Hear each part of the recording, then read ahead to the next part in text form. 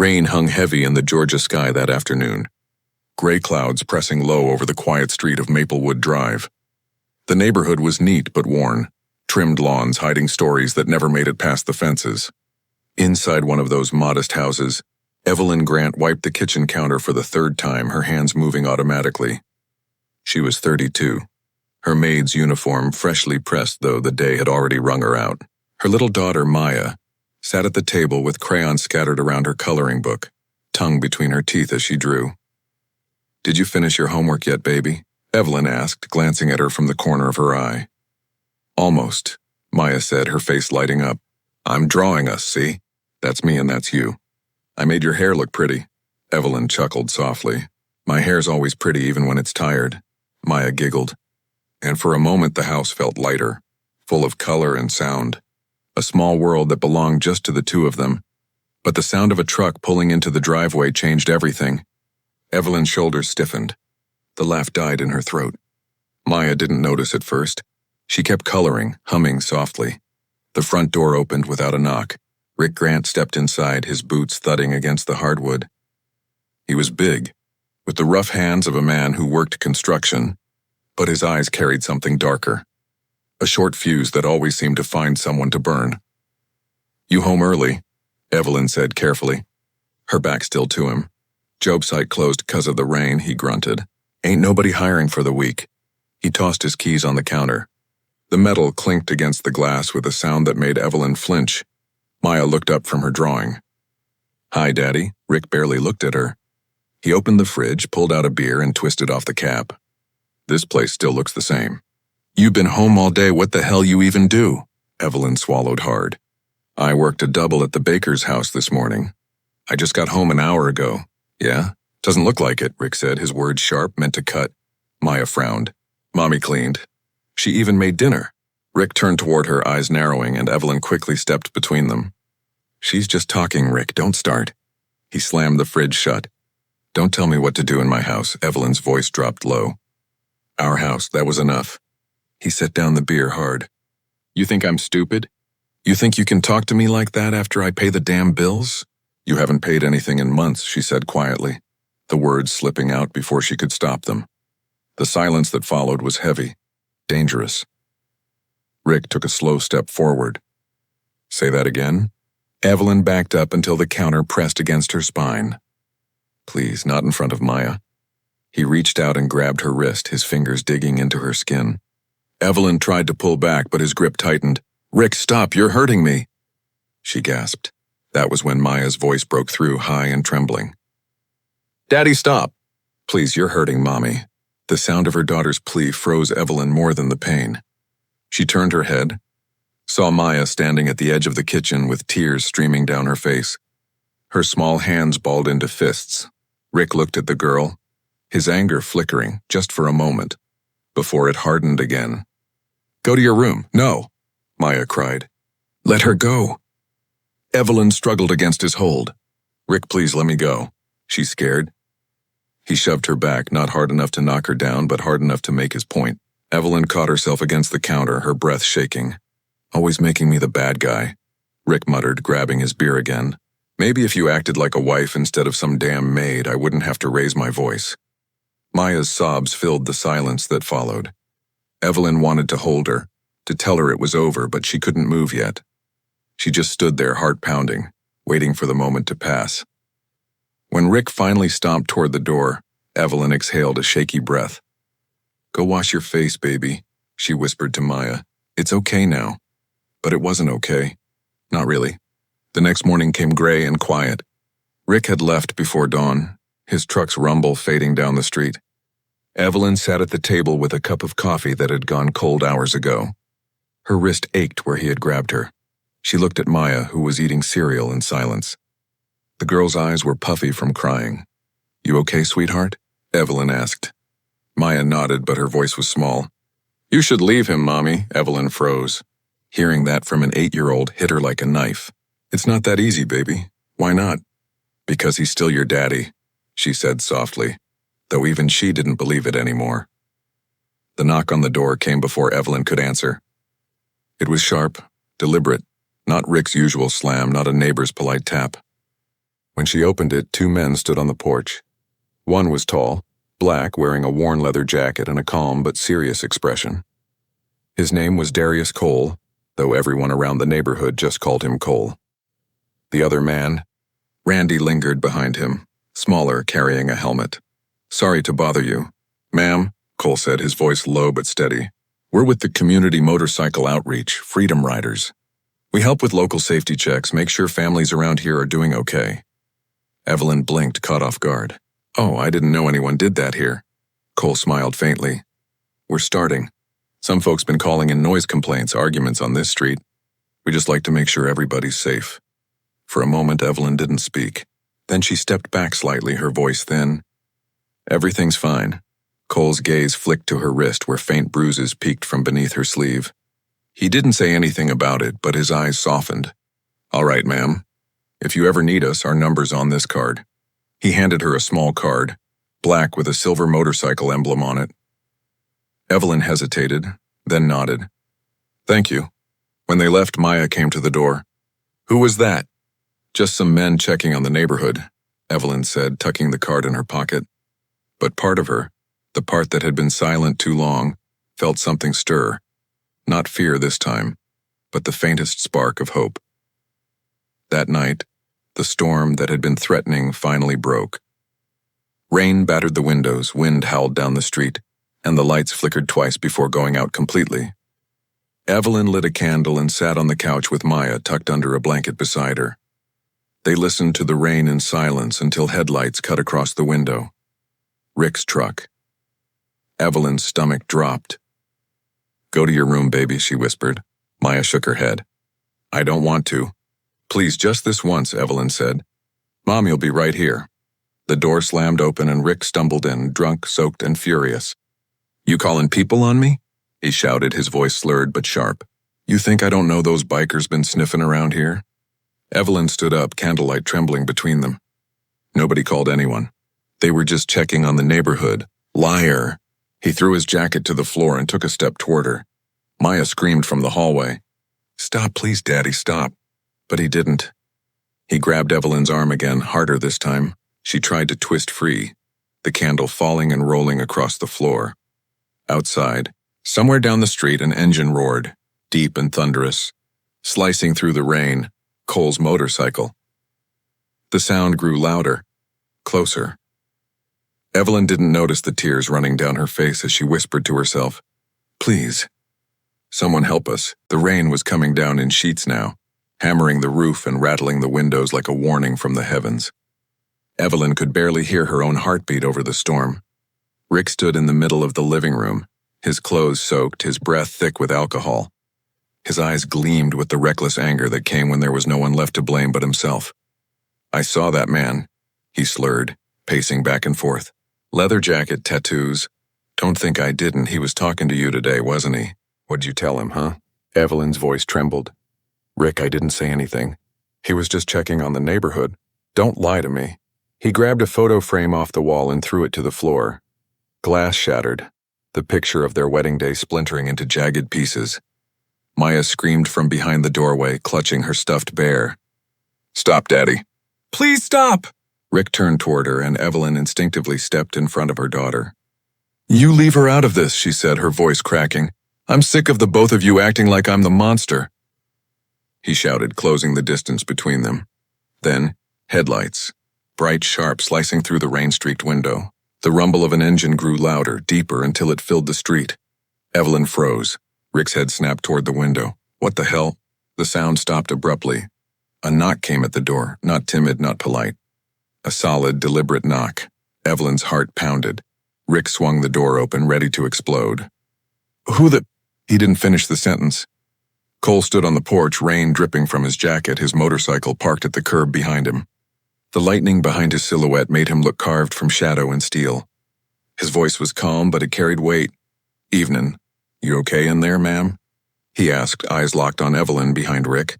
Rick glared. "What the hell do you think you're doing here?" "Just checking in," Cole said evenly. "Heard some shouting. Thought maybe someone needed help." Rick's laugh was short and bitter. "We don't need help. Get lost, biker boy." Cole didn't move. "Your wife doesn't look like she agrees." Rick turned back toward Evelyn. "You been talking to him?" She shook her head quickly. "Rick, please, just—" But Rick was already stepping forward, his fists clenched. "You think you can come into my house?" Cole's hand shot out, firm but controlled. "Back off." Rick shoved him hard, and Cole stumbled back a step but didn't fall. He straightened slowly, rain glistening on his face. The calm in his expression didn't change, and only his stance did. Evelyn's voice rose above the storm. "Please stop it." "Maya's here!" Rick didn't listen. He lunged again, swinging wildly. Cole dodged the punch, his movements sharp but deliberate. He grabbed Rick's arm, twisted it, and shoved him against the wall. Not with rage, but with precision. "Don't make me hurt you," Cole said quietly. Rick snarled, tried to break free, but Cole's grip was like iron. "You think you can waltz in here and play hero?" "I'm not playing anything," Cole said. "You put your hands on her again, I promise you'll regret it." Evelyn's breath came in short, shallow bursts. Maya stood frozen in the doorway, tears streaming down her face, clutching her stuffed bear.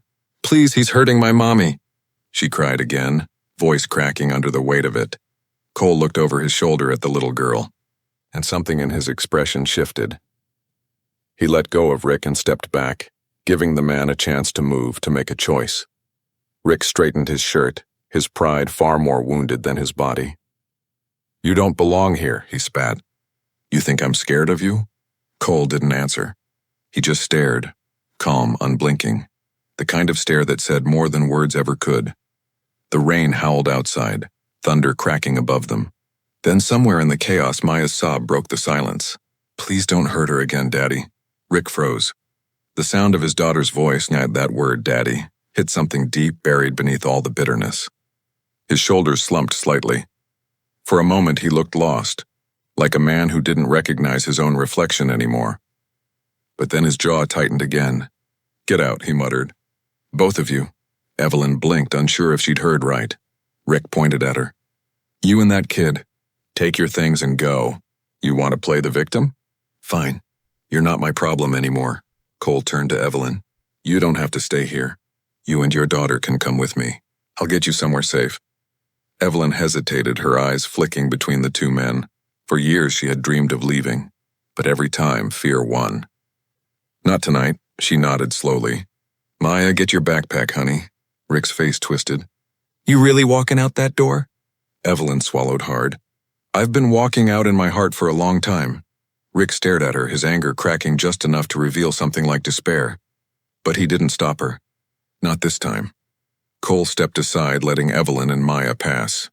The storm had eased to a soft drizzle, the world washed clean in pale streetlight. As they reached the motorcycle, Maya clung to her mother's leg. "Where are we going?" "Somewhere safe," Evelyn whispered, though she didn't yet know where that was. Cole handed her his spare helmet. "You can follow me in your car," he said gently. "There's a shelter on the west side. Friends of ours run it. You'll be okay there." Evelyn nodded, tears mixing with the rain. "Thank you." Cole gave her a small, reassuring smile. "You don't owe me thanks. Just promise me you won't go back." "I won't," she said. And this time, she meant it. They drove off, Cole leading the way, his bike's red taillight glowing through the mist like a beacon. Evelyn followed in her old sedan, Maya asleep in the back seat, her small hand still clutching the bear. For the first time in years, the road ahead felt like freedom, uncertain, terrifying, but free. Back at the house, Rick stood in the doorway watching the lights fade. The anger that had once fueled him was gone, replaced by something hollow and gray. The storm had passed, but the silence it left behind was heavier than before. By the time Evelyn and Maya reached the west side, dawn was beginning to creep across the horizon. The rain had stopped completely. Cole pulled into a small lot beside an old brick building with a flickering sign that read, "The Haven Community Center." Evelyn parked and stepped out, holding Maya close as they approached. A kind-faced woman met them at the door. "Come on in," she said softly. "You're safe here." Cole handed her a folded card. "She's gonna need a place for a few days." "We'll take care of them," the woman said. Evelyn looked back at Cole, eyes wet but steady. "Why did you come back?" He shrugged lightly. "Because someone needed to." She smiled, a small, weary smile that held gratitude and disbelief all at once. "I don't know how to thank you." "You already did," he said. "By leaving." Cole tipped his head and turned toward the rising sun. The roar of his engine broke the morning quiet one last time as he rode off into the distance. Not a hero, just a man who'd done what was right. Evelyn stood in the doorway, holding Maya, feeling the warmth of the first light touch her face. For the first time in a long while, she didn't feel trapped. The days that followed felt unreal. For the first time in years, Evelyn woke without fear in her chest. The Haven Community Center was simple: mismatched furniture, peeling paint, the faint smell of coffee and disinfectant. But it was safe. Safe enough for her to breathe. Maya slept beside her at night on a narrow cot, one arm wrapped around her worn-out teddy bear. Every time Evelyn looked at her daughter's peaceful face, she felt a small ache of guilt mixed with gratitude. They had escaped, but they weren't free yet, not truly. Healing was slower than leaving. During the first week, she barely spoke. The shelter staff didn't push. They just made sure she and Maya ate, rested, and felt seen. By the second week, Evelyn found herself helping in small ways. Folding laundry, washing dishes, reading stories to the children who'd come with their mothers. The work steadied her. It reminded her of who she had always been beneath the fear. Someone who cared. Someone capable. Cole checked in a few times. He never stayed long, never asked for thanks. He'd lean against the doorframe in that same worn leather jacket, helmet tucked under his arm, and ask quietly, "You two doing okay?" Evelyn would nod. "Better," she'd say, and he'd smile that calm, knowing smile before disappearing back into the world. Weeks passed. Maya started school nearby and made friends faster than Evelyn expected. She came home one afternoon, holding a construction paper drawing of a woman standing under a bright yellow sun. "That's you," she said proudly. "You're happy now." Evelyn smiled, and for the first time, she didn't have to pretend. One evening, as the community center quieted and the children drifted to sleep, Evelyn sat in the small kitchen with Laverne, the woman who ran the shelter. Laverne was in her 50s, silver curls framing a warm, steady face. "You ever think about what's next?" Laverne asked. Evelyn stared at her hands, at the faint bruises that had faded to yellow. "I don't know. I haven't planned anything for a long time. I just survived." Laverne nodded slowly. "Surviving's the first step. But you got more in you than that. You've been helping around here like you already work here." Evelyn laughed softly. "Guess I can't sit still. That's not a bad thing. We could use someone like you. You know how to talk to these women. They listen to you." The thought caught her off guard. "You mean work here?" "I mean lead here," Laverne said. "If you want it." That night, Evelyn lay awake thinking about it.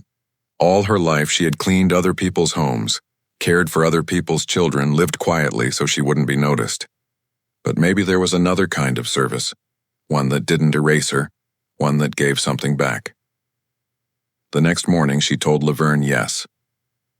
By autumn, Evelyn had become part of the shelter staff.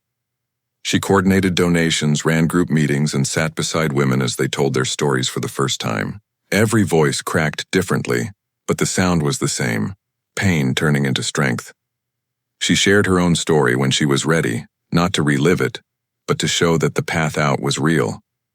She spoke about the night she left, about how fear and courage had felt almost the same. The women listened closely, some with tears, some with quiet awe. Afterward, one of them whispered, "If you could do it, maybe I can too." That was when Evelyn realized she wasn't just healing. She was helping others heal. Maya grew taller, her laughter louder.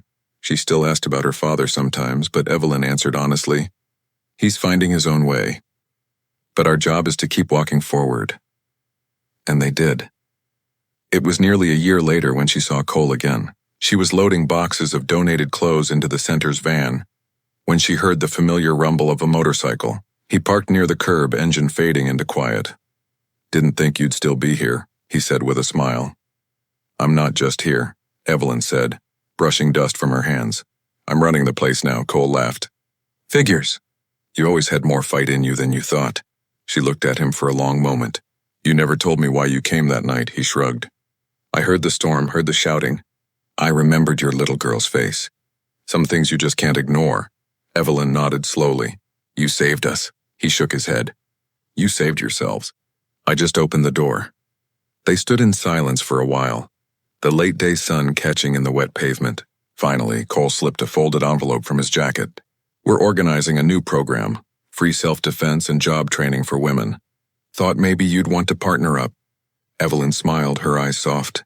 You really think I can do that? I know you can, he said simply. Months later, the center buzzed with new energy. A sign out front read, The Haven Women's Resource Center, Empowerment, Safety and Change. Inside, Evelyn moved through the room, checking tables where volunteers sorted supplies and instructors guided small groups. Cole's organization had provided funding and trainers. Together, they had built something stronger than either could have alone. One afternoon, Evelyn stood before a group of new arrivals, frightened faces that reminded her of herself not long ago. I can't promise it's easy, she said. But I can promise you this, you are not alone in this fear you feel right now. It's proof you still have hope left. Hold on to it, her voice didn't tremble. It carried. After the session, Maya ran up to her, now 9 years old and full of energy. Mom, they said they're putting you in the newspaper. Evelyn blinked. The newspaper? Yeah, for helping all these people. You're like, famous. Evelyn laughed. I don't need to be famous. I just need to keep showing up. That night, she sat outside the center as the sun went down. The air was warm, the city humming softly around her. She thought about the woman she used to be, afraid to speak, afraid to dream. That version of herself still lived somewhere deep inside, but she wasn't steering anymore. Cole's motorcycle pulled up again, the headlight cutting through dusk. He parked and walked over, handing her a cup of coffee. You ever stop working? He teased. Not when there's still someone out there who needs help, she said. He nodded, quiet pride in his eyes.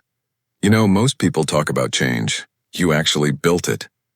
Evelyn looked toward the glowing windows of the shelter where laughter and music drifted through the air. No, she said softly. We built it. Every woman who walked through that door helped build it. Cole smiled. Fair enough. They sat in comfortable silence, watching the sky fade from orange to indigo. For the first time, Evelyn didn't feel like someone's victim or someone's employee. She felt whole, a woman who had reclaimed her story. When she finally rose to leave, she glanced back at Cole. Thank you for not giving up that night. He lifted his coffee in a small salute. Wouldn't have felt right. Evelyn turned toward the door, her reflection glimmering in the glass, strong, steady, unafraid. Maya waved from inside, and Evelyn smiled as she stepped forward. Outside, the city lights flickered on one by one. The world didn't look so dark anymore, because sometimes strength isn't about fighting. It's about staying, healing, building, and believing that what broke you once can't hold you forever. Evelyn Grant had learned that truth the hardest way, and now she was teaching it to others, one story, one woman, one rising sun at a time.